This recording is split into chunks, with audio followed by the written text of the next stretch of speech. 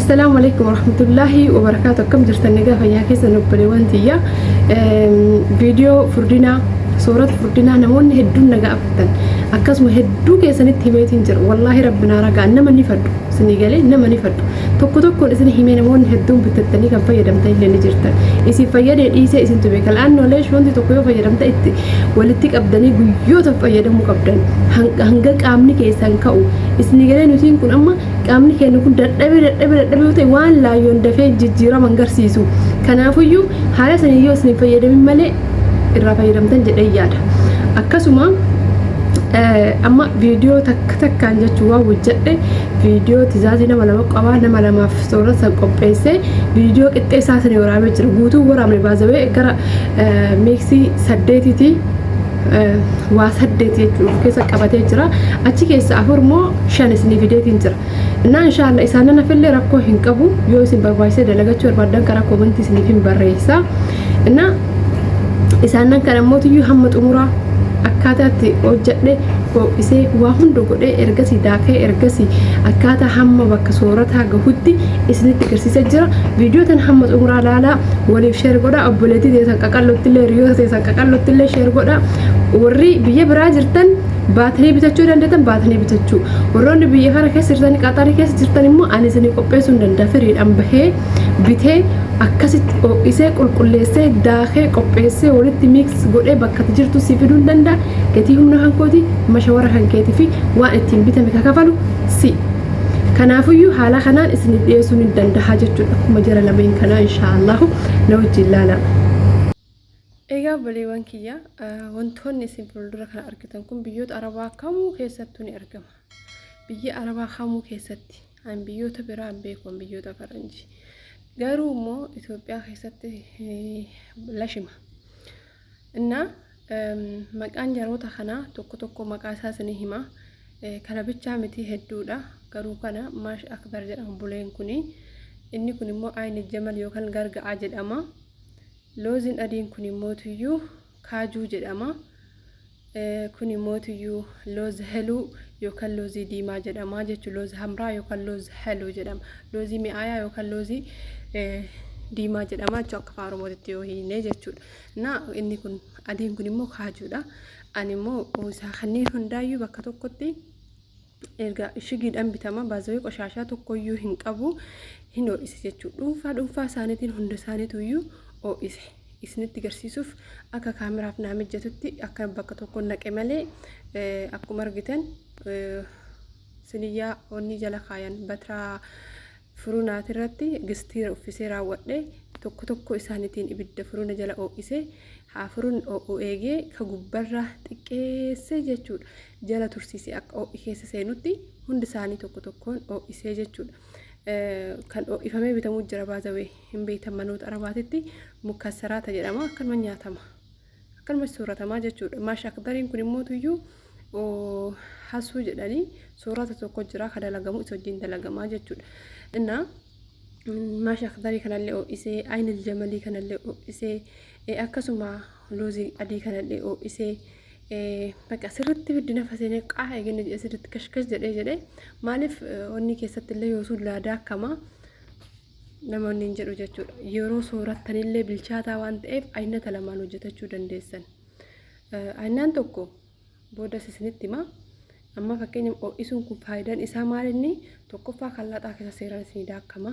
Lammaffaa immoo tuyyuu ho'isuun kun bilchaatee jechuudha. Bilchaataadha jechuudha. Dhiisaa bitama waan ta'eef bilchaataadha jechuudha. Inna gaafa soorattan daayitanii gaafa soorattan yoo ibidda irratti ho'isuu baattan rakkoo hin qabu. Isinii galee miti yoo akkama callisanii kallaaxan nayxanii aannan wajji daayitanii dhuydan rakkoo tokko hin qabu jechuudha. Maaliif bilchaatee jira dheedhii miti jechuudha. Inni isin argitan kun immoo shunfaadha. Shunfaan beektan yoonni akka biyya keenyatti shunfaa jedhamatti fakkaata shoorbaadha. Shoorbaa biyya arabaa kanaa hajjaadhaani akka biyya keenyatti jechuudha. Hajjaa sana na hedduu takka faayidii guddaa isiniif qaba. Qaama keessaniif illee isin fayyada. Waa hedduuf hin beektan faayidaa shoorbaa jechuudha. Jajjabina keessaniif duwidamina mana warri dhukku warri dadhabdan isin dadhabsiisu humna hin qabne humna keessan isin ijaara. Isallee addumatti afee ho'isee ergin urgaa'ee booda haala kanaan daakee bulleessee kunoo kana jechuudha.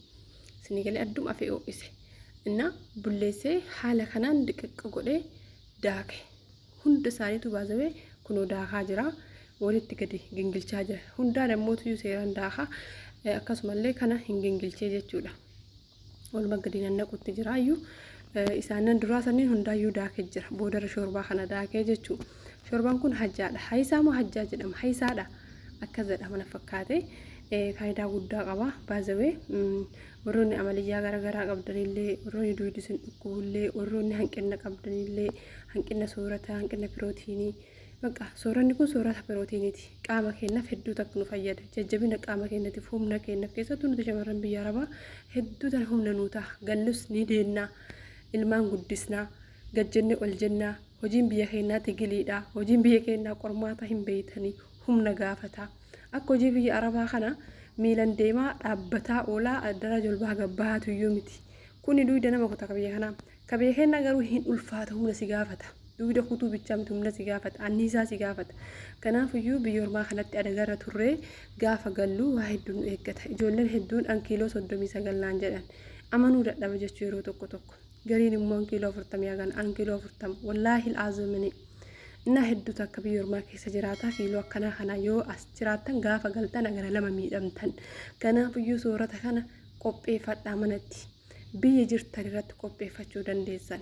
Hin qopheeffatuu hin dandeenye yoo jettan an biyya jiru irratti isin qarqaaruu hin danda'a. Isin qopheessuu hin danda'a. Fakkeenyaaf akkuma lakkoofsa kiyya argitanitti biyyaan jiru Qataariidha. Lakkoofsa kana qabattanii nu hojjedhu. Baanee qopheeffachuu nuti toloo jettan isinii hojjedha. Aannan keessan bitattanii aannan wajjin bichaa daayitanii dhuguudha bakka. Wanni biraan jiru jechuu fakkeenyaaf. Na karaa salphaadhaan. Amma sanniin isin argitan hundumaayyuu daakee jira. Baazawee wanti kun waan xiqqaa fakkaata. Isaan irratti miti wallaahi ardii lafaat baay'ee guddaadha maashaallah tabaarakallaa. Innaati zaazii nama lamaati. Kanaafullee jira. Kanaafullee itti dabala inshaallah. Kanaafuu fakkeenyaaf gosa lama irraa hafaa. Amma kan isin argitan kun immoo kan isinitti garsiisan qofa osoo hin taane simsimallee itti dabalee jira. Fakkeenyaaf simsima isinitti hin argisiisne. Bulee kana agartanii harceen buleen kun maashaa akka bariisan addatti daakee adda gingilchee isa faa daahitanii sirri gingilchuu qabdanii hin gingilchee. Na hunda isaaniitu bakka tokko waliin makee wanni isin hin argine as keessaa maalinni wanni simsima san hin argine ammallee waa lamatu na hafa. Waan lamaan sana suuqii naannoo kiyya jiru waan hin argatiniif suuqii guddaa Doohaa keessa deemuunidha.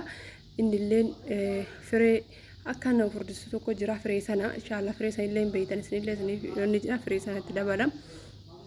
Inna wantoonni isin argitan kun waa lama bichaa keessan viidiyoo isinitti hin garsiisin jechuudha. Ammallee waa lama immoo kan itti dabalutu jira. Haala kanaan isiniif qopheessa warri Qataar jirtan lakkoofsa kiyyaa asirraa fudhattanii na dubbisuu ni dandeessan. Wallaahi billaahi wallaahi irra wantoota nagadaman kana soorata nama furdisu jedhanii walii gadi baxaabbataman kana warabbal kaaba simsima qofaa fi daa'ima zimbiloo waliin naqanii waan maankaa 5 yeroo meeqatti nyaanne kana dirhama hagan riyaal hagan Dubai illee jira obboleettii biyyatti jirtu hundaayyuu jira biyyoota arabaa sooranni kun bitadhu akka daddaa akkadhu akkana fayyadami anniisaa siifta amma san daa'ima hojii nyaatta simsima bichaaf keessa qaba lazzaa'um simsima hin daakkamiin jechuudha. Asibashaan maasiit godha sun birrii kan kee bicha baasu namni keenya walirraa dalalate walirraa argachuu qofa malee faayidaa namaatiif yaadaan jiran anamma osoo iyyuu isin irratti attaarrafee kun isin fayyada osoo ni fuyyuu ta'e garuu anuyyuu immoo hin dalagu waan akkasii inna akkana dalagattee mana kan kee keessatti ol kaayyattee tallaajaa keessa kobbee wayiitti naqattee jechuun isaanii qadaadaan jiru pilaastikiin sanitti nayixee ol kaayyatta. Irbaata arabaa waan isaa sekkennan nyaatte nama mana kanatti nuti amma soorata mana kanaan takaraakkaru anaaf mijattillee hin takaraakkaru mijattillee feetu nyaata feetuun isaanillee baqa sooranni mana kanaa mataa nama qabu wal fakkaataadha uummata akka namatti hin tolan azmaammi isaanii argee jennaan kana dalagadhe wallaahi baqa akkuma wanni shorbatitti fayyadama baqa isin jiqquma siyyoo nyaata isaanii kana nyaadhee baqa na cufe kana akka shorbatitti dalagadheenna alhamdulillah quufe baqa aannan kiyya wajjin jechuudha inna akkasitti of ijaaraa qaama keessan of ijaaruun dirqama. Qaama keessan filaalaa dammoo kun qaama qofaa osoo hin taane rifeensa keenyaafillee faayidaa qaba. Waan rifeensa keenyallee nuuf dheeressu waan baqa nu bareechisu jechuudha walumaa gala guutuu qaama keenyaa waan nu miidhagsuudha. isinii galee amma as keessatti looziidha hundi isaaniitu iyyuu zayitiidha qaamni keessa siyyaa qabaa yookaan zayitii hin danda'u nama jechuu dandeettan kuni zayitii qofaa miti looziiwwan qofaa miti jaroonni kunniin zayitii qaban eeyyan kanaaf nama furdisanii garuu shoorbaatti maynee jirra maash akbarii sanatti maynee jirra ammallee yaansuuna itti mayina yaansuunni laazima yaansuuna fi simsiman isinitti agarsiisa garuu daaka itti mayee jira kanaan dura viidiyoolee hedduu hojjedhe keessatti immoo isin mul'isaa ture yaansuunan beektan firee xiqqishoolee sana jechuudha inna yaansuuna sana istanii dabaltan ammallee mootiyyuu shamar ka jedhamu jira kan moona fakkaata fireen isaa firee kan moona fakkaata shamar jedhama shamarii san daaktanii isa sana jechuun istanii dhiqqooti shamarii sanillee daayitanii miiksii kana gadi gootan shamariin sun dhiiga nama qulqulleessa akkasuma garaa hankee keessa waan sintas mammaa ni balleessa akkasuma duhuna garaa keellee ni dhiqa shamariin sun isin galee borciin isinitti bahuu hin danda'u nyaanni kun borcii isin baasuu hin danda'u bas dabbaa fi qaama keessa wal fakkeessee bicha isin furdisa ani yeroo dura isa sooradhu nagahuma dhufee kazaan jidduu tokkotti ispoortii hojjedhe wanni kana shi'anni irraa ispoortii meeshaa ispoortii kan order godhadhe baqa jara fuuldura deemuu saalfadhee isin jedha baqa namittiin maal taate naan jetti wallahi maal taate naan jedhe rifatte namittiin jechuudha maa jedheen ismanti ziyaada furdate akka badaa qaamni keessi fokkate baraan jennaan na fokkate mi baarakallah fiik yoonni hojii ettas garagalis mahay bar jiraamti ispoortii hojjedhe garaa na guddatan jedhu no garaa bichaa miti lakki naan jette duuba hanqe ulaale naan jette na saalfachiiste namittiin kazaa ispoortii hojjechuu jalqabe kazaa ispoortii burcii namarraa balleessu hojjedha jedhee kazaa hojjedhe addaan kute kazaa irbaata kana nyaadha gixxim godhee rafaa mitiidhaati jedhee gizeen nyaadhummoo akka namaa kana macarrasharra nyaadha saniin booda garaan natti guddate borcii diqqoo si diqqoo sana guddaa miti ka borcii diqqoo baasee jechuudha waan gara kaan jechuudha bismillah sanuu seeranii fayyadamu akka fedhe fayyadama fedhu dhiisaa xiqqoo bichaa gaafa na barbaachisu tokko bichaa fayyadama garuu wallaahi alhamdulillah gaafa galutti jechuudhaan qalloo ta'ee biyyaa bahee uumamni kiyyallee baasee nama qaqallatuan ግን ሲገባ ማለት ነው ኪሎ 82 ta'eggale isinitti wanni muufummaa akkasiin fayyadamtaniif bakka jirtanii bitattanii akka daakkatanii fayyadamtaniif akka online irraa wanta xiqqoo tana bittanii birrii keessan hin baasneef maaliif beeytanii ani gabaa namaa qabuufi miti garuu waan na aarsu keessaa gabaa namaa qabuufi miti osoo waan gaarii wahii dalaganii waan faayidii qabu wahii waan isin fayyadu wahii dalaganii as baasanii birrii haganaa nurraa bitaa jedhanii wallaahi isinii midhaanuu hin bita garuu wanni isaan dalaga waan faayidii qabu miti daa'imaa fi fiddee daa'imatti gadi simsima na ixee raawwattee waliin dhooyita bakka maan kadhaan nyaattaa ganama galgala nyaattaa akkas nyaattaa kana si furdisaa kan qaddadamu min waa gaallo akka nama furdisaa 100% beeku inni akkasiisun tokkoffaa kabittuuni diraama 200 akkasi qaaka riyaala 200 lammaffaa wanti sun dikkishuudha waan diqqoodha guyyoota muraasa keessa dhumatti ani ijoollee hedduun erga keessan as bira footoo isinii kaa'uu danda'an sababa malee nama tuquu fi miti isinitti himaa wallaahi laazum san nyaattanii eessa furdattan guyyaa muraasa keessa sin jalaa dhumti garuu kana dalagattanii bakka tokko ol kaayyattanii jennaan birrii feetan osoo itti baastanii ji'a lama akka taataa yaate sooratteenaan wallaahi buskuutii taatee baata qaamni kee hundi si guute keessattuu ijoolleen qaqalloon galtan bultii isin eeggata ni deessan gana waa hedduu qaamni keessan gogee ijoolleen gisee amma baay'inaan ciniinsuu malee dahaa jiran osoo hin ciniinfatin akkamatti garaan baqaqaa calliseetu waan jechuudha doktoroonni garaa baqaysiti maaliif qaamni isaanii kana shafe ka goge baqa dirriqi jedhanii jechuu minum nagar hin qaban waan takka akka waan dubartiin argitu hin argan kanaafuu abiibtiiti biyyoormaatti miidhamaa jirtaa miti kalaas waan kana fayyadame bitadhu kunoo isin agarsiisaa jira nagaruma yoo immoo lakki hin dandeenye ijoollee qaxar keessaa kunoo isin hojjedha kanam ijoollee lamaaf qopheesse waan guddaa xiqqoo isin fakkaatu danda'a kiiloo 6 inna amma wanti ani fuuldura kanatti argisiise isin agarsiise kuni akkaataa isinitti soorattaniin